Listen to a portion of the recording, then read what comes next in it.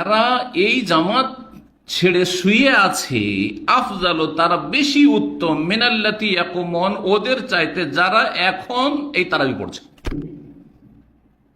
আপনাদের তো মাথা ঘুরে যাবে যে কেমন কথা, এরা তারাই পড়ছে, এর চাইতে উত্তম হচ্ছে যারা শুয়ে আছে, এটা কেমন কথা হইল?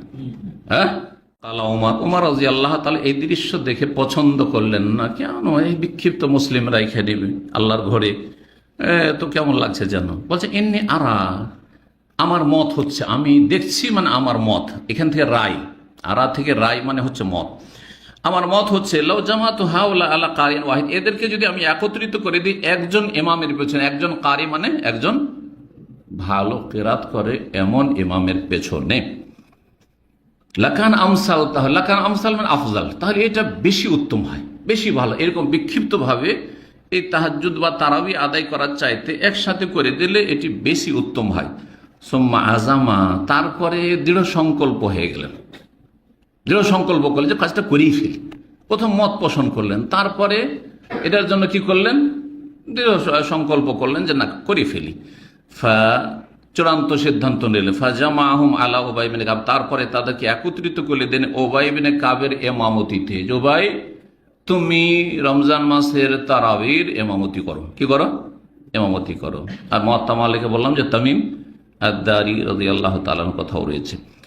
তারপরে বলছে সুম্মা খারাজতু মাহু লাইলাতান উখরা, বলছেন তারপরে আর এক রাতে বেরোলাম। ওয়ান্নাস, ওই দিন বলে দেওয়া হইলো যে তোমরা একসাথে পড়ো।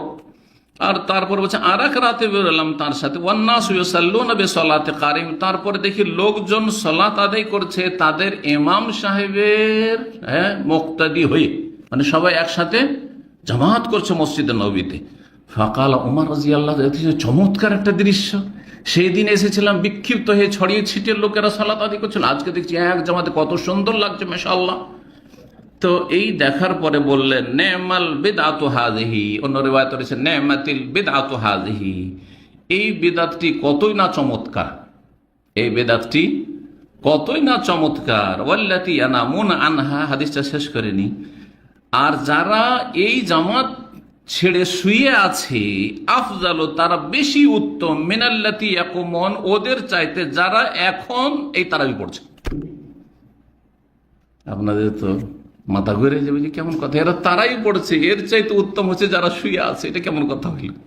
হ্যাঁ, এটা ওই রকমই মনে হবে আপনাদেরকে, যেমন আপনাদের হুজুররা ফতোয়া দিয়ে রেখেছে যে আলেমের ঘুম আবেদের ইবাদতের চাইতে উত্তম, তাই না? হ্যাঁ, জাল, ওটা জাল কথা, কিন্তু এটার একটা ব্যাখ্যা আছে, ব্যাখ্যাটা একটু আগে বলেছি। কিন্তু যারা এখন ঘুমিয়ে আছে কিন্তু পরে পড়বে, শেষ রাতে পড়বে, উত্তম সময়টা পড়বে, যখন আল্লাহ প্রথম আকাশে এসে বান্দাকে ডাক দেন, অত্যন্ত নিকটবর্তী হয়ে যান, এটা হচ্ছে উদ্দেশ্য। আর ওমর রাদিয়াল্লাহু তাদের অন্তর্ভুক্ত, যে এখন আমি পড়ছি না, শেষ রাতে অন্যরা পড়বে। আরো সব বহু লোক আছে যারা মদিনায় বসবাস করে, সাহাবায়ে কেরামদের আওলাদ, জি, নর নারী। বলছেন যারা ঘুমিয়ে আছে এখন তারা বেশি উত্তম মিনাল্লাতী ইয়াকুমুন ওদের তুলনায় যারা এখন কিয়াম করছে তারাবি পড়ছে। ইউরিদুন উদ্দেশ্য ব্যাখ্যা করিয়ে দিয়েছেন হাদিসের কোন বর্ণনাকারী। উদ্দেশ্য উমর রাদিয়াল্লাহু তাআলা যে যারা শেষ রাতে পড়বে, এখন ঘুমিয়ে আছে কিন্তু শেষ রাতে তারা পড়বে। ওয়া কানান নাসু ইয়াকুমুন আউয়ালাহ, আর মানুষের অভ্যাস ছিল যারা তারাই পড়তো তারা এশা পরে প্রথম রাতেই পড়ে নিত। যারা জামাত সহকারে তারাই পড়তো, সেই জামাতটা কখন হইতো? প্রথম রাতে হয়ে যেত। তাহলে ওমর রাদিয়াল্লাহু তাআলা জামানা থেকেই চলে আসছে তারাবি এশা পরেই শুরু করা। কিন্তু এশা পরে শুরু করার মানে এই নয় যে ভাববেন যে 1 ঘন্টা আধা ঘন্টাতে শেষ হয়ে যেত, বা 1.5 ঘন্টা 2 ঘন্টা শেষ হতো। দীর্ঘক্ষণ ধরে তারা পড়তেন, কয়েক ঘন্টা পড়তেন। কিন্তু তারপরে যদি রাত্রে ধরেন 9টায় শুরু হয় আর 3 ঘন্টা 4 ঘন্টা পরে তো 12টা 1টায় শেষ, 12টা 1টায় শেষ হয়ে গেল।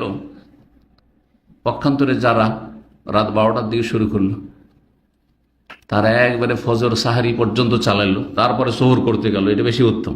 এই কথা বলতে চাইছেন ওমর রাদিয়াল্লাহু তাআলা আনহু।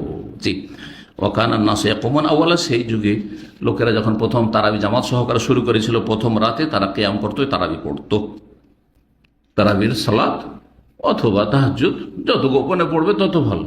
যদিও রমজান মাসে যদি জামাত হয় তো সেটা তখন উত্তম, এটা ওলামাদের ফতোয়া। কিন্তু যখন জামাত ছিল না তখন কি ছিল?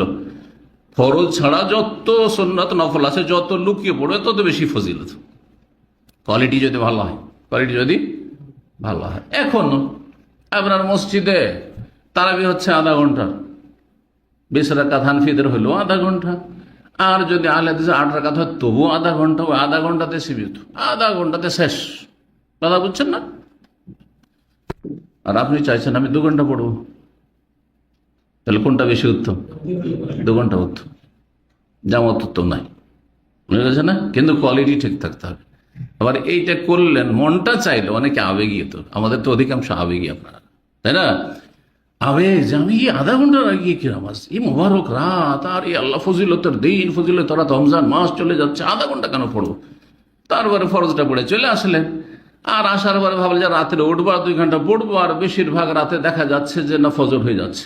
এমন টাইমে উঠছেন যে এদিকে সাহারি খাবো না, তারা বিছুইটা আছে পড়বো, যদি তারাই পড়ি তো সাহারি যায়, সাহারি খেলে তারাবি যা, সাহারিটা তো খাই, হ্যাঁ চাচা যান বাঁচাইতে হবে, ও গেল তারাবি, ওইদিকে আধা ঘন্টাও হলো না, এদিকে 2 ঘন্টা হলো না, দুটাই গেল। তো এরকমটা ভালো না, অবশ্যই ভালো না এটা।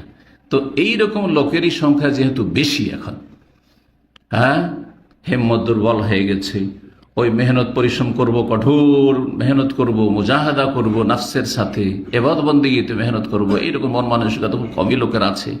ফিতনা, মোবাইল তো ফিতনা আছে, আর ছেলে মেয়ের ফিতনা তো আছে, পয়সার ফিতনা তো আছে, দুনিয়ার চারিদিকে ফিতনা। সুতরাং অধিকাংশ মানুষের ক্ষেত্রে উত্তম হচ্ছে যেখানে জামাত হচ্ছে জামাত সহকারে তারাই পড়া, জামাত হচ্ছে জামাত সহকারে তারাই পড়া। কিন্তু ব্যতিক্রম আল্লাহ নেক বান্দা মাশাআল্লাহ, তাকে রিজালুল্লাহ তুলহিহিম তিজারাতুম ওয়ালা বাইউন আন যিকরিল্লাহ, এমনও কিছু মানুষ আছে যে না তাদের ব্যবসা বাণিজ্য, না তাদের কেনাকাটা, না সংসার, না স্ত্রী, না ছেলে মেয়ে, না এই মোবাইল, না সোশ্যাল মিডিয়া, কোনো কিছু তাকে ফিতনায় ফেলতে পারে না, মশগুল করতে পারে না আন যিকরি, আল্লাহর জিকির থেকে। এইরকম যদি আপনার ইমান আখলাকের আর আমলের কোয়ালিটি থাকে, তাহলে একা একা নির্জনে যদি কয়েক ঘন্টা তারাই পড়তে পারেন, কিয়ামুল লাইল করতে, এটা বেশি উত্তম। এই জামাত আধা ঘন্টার জামাতের চাইতে অনেক বেশি উত্তম। তো আশা করি বিষয়টি বুঝতে পেরেছেন, ঠিক না? এখন এই যে নেমাল বেদাত হাজ, এই বেদাতটি কতই না চমৎকার বললেন। এইটা হচ্ছে বেদাতীদের দলিল যে বেদাত 2 ভাগে বিভক্ত, বেদাতে হাসানা আর বেদাতে সাইয়া। নেমাতিল বেদাত, কত ভালো বেদাত, মানে বেদাতে হাসানা, আর হ্যাঁ খারাপ বেদাত, বোঝা গেছে? এই ভাগ করার মাধ্যমে হয়েছে কি, যে ফিরকাগুলি বেদাতীদের